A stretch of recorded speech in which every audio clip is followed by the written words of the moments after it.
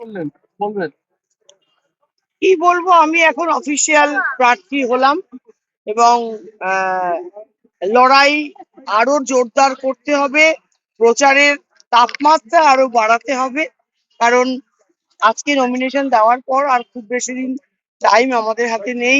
আমাদের কাছে এখন মনে হয় এক একটা মিনিট 24 ঘন্টার সমান, মানে আমরা দৌড়চ্ছি, শুধু দৌড়চ্ছি। তো প্রচার ভালো চলছে এবং আমি বেহালা পূর্বের এমএলএ ছিলাম, আপনারা সকলে জানেন। এবছর বেহালা পশ্চিম থেকে মিনিমাম 50,000 ভোটে জিতছে।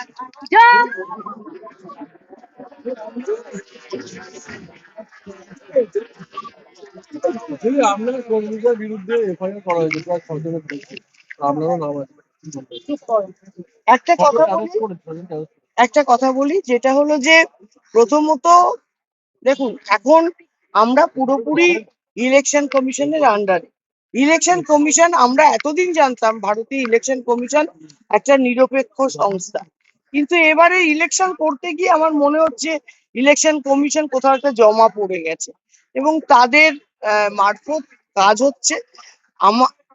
কালকে সারা দিন বিজেপি আমার ওয়ার্ডে তাণ্ডব চালালো, তারা পোস্টার ছিল, আমার আহ, এ তৃণমূলের ফ্ল্যাগ ফেলে দিল।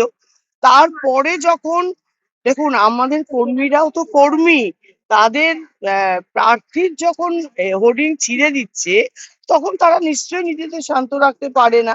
তারাও গেছে এতে, ওদের কোথায় আমি জানি না অ্যাকচুয়ালি। বেসিক্যালি আমি আমার হোর্ডিং ছেঁড়া হচ্ছে শুনে আমি একবার দেখতে গেছিলাম, দেখে আমি বাড়ি চলে যাই। বাড়িতে যাওয়ার পর শুনলাম গন্ডগোল হয়েছে এবং দুজন ছেলেকে থানায় নিয়ে গেছে। আমি তারপর থানায় গেছি। থানায় গিয়ে ওসির সঙ্গে, ওসি আমাকে অনেকক্ষণ বসিয়ে রেখেছিল বলে, আর আমার প্রচার ছিল 125 নম্বর ওয়ার্ডে কালকে রোড শো, ফলে ওসি আমাকে এতক্ষণ বসিয়ে রাখায় আমার টাইমটা নষ্ট হচ্ছিল, যার জন্য ওসির সঙ্গে আমার একটুখানি তর্কাতর্কিও হয় এবং বিজেপি অত্যন্ত নোংরা ভাষায় আমাকে ওখানে দাঁড়িয়ে স্লোগান দিচ্ছিল, আপনারা অনেকেই সেটা শুনেছেন।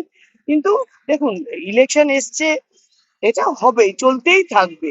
একদল প্রচার করবে আর একদল চুপ করে বসে থাকবে, সেটা তো নয়।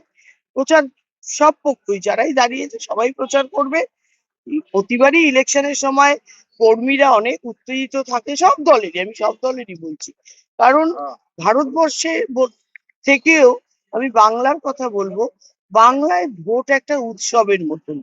যারা সত্যিকারের যে দলকে সমর্থন করে তারা আর ঘরে বসে থাকতে পারে না, তারা রাস্তায় নামে, প্রচার করে, প্রার্থীকে আবার জিতিয়ে আনার চেষ্টা করে। কিন্তু একটা আশ্চর্য বিষয়, প্রার্থীকে তারা ভালোবেসে জিতিয়ে আনে, তাদের কিন্তু বেসিক্যালি কোনো স্বার্থ থাকে না। বলছি দিদি, বেহালা পূর্বের প্রচুর জায়গায় জল জমার সমস্যা রয়েছে, মানুষ চায় যে সেগুলো ঠিক হোক, কিন্তু এখনো পর্যন্ত ঠিকই হয়নি। রাস্তাঘাটেরও একটা সমস্যা রয়েছে, তো এগুলো নিয়ে কি বলবেন? দেখুন, একটা কথা বলি, আপনারা আপনারা মনে হয়, আমি বেহালা পশ্চিমে, আমার মনে হয় আপনারা বাম জামানাটা ভুলে গেছেন। সেই সময় কোমর অব্দি জল থাকতো, রাস্তাঘাট কিচ্ছু ঠিক ছিল না। রাস্তায় একটা 40 ওয়াটের মিনি ল্যাম্প, ওই বাল্ব জ্বলতো। সেখানে আজকে মমতা ব্যানার্জি ক্ষমতায় আসার পর থেকে এবং 10 সালে, 10 সাল থেকে এখানে টানা পৌরসভায় তৃণমূল কংগ্রেসের দখলে হওয়ার পর থেকে রাস্তাঘাট, জল, আলো, ড্রেনেজ সবকিছুর উন্নতি হয়েছে, সবকিছু। কিন্তু হ্যাঁ, কিছু অংশ, যেমন 125-এর কিছু অংশ, 126-এর কিছু অংশে আন্ডারগ্রাউন্ড ড্রেনেজ নেই, যেটা আমরা চেষ্টা করব এবছর, যে 5 বছর তার মধ্যে ওই দুটো অংশ করে দিতে। 127-এও নেই, কিন্তু অলরেডি 127-এ আন্ডারগ্রাউন্ডের ড্রেনেজের কাজ শুরু হয়ে গেছে। তো ওটাও শেষ হতে প্রায় 3-4 বছর লাগবে। তো আগামী 5 বছর পর যখন আমি আবার ইলেকশন করতে আসবো, তখন আপনারা জানতেই পারবেন যে বেহালা পশ্চিম পুরোপুরি মানে জমা জল শেষ হয়ে গেছে। ঘটনা আজকে বিকেল 5টার সময় তোমাদের অভিযানে আসছে।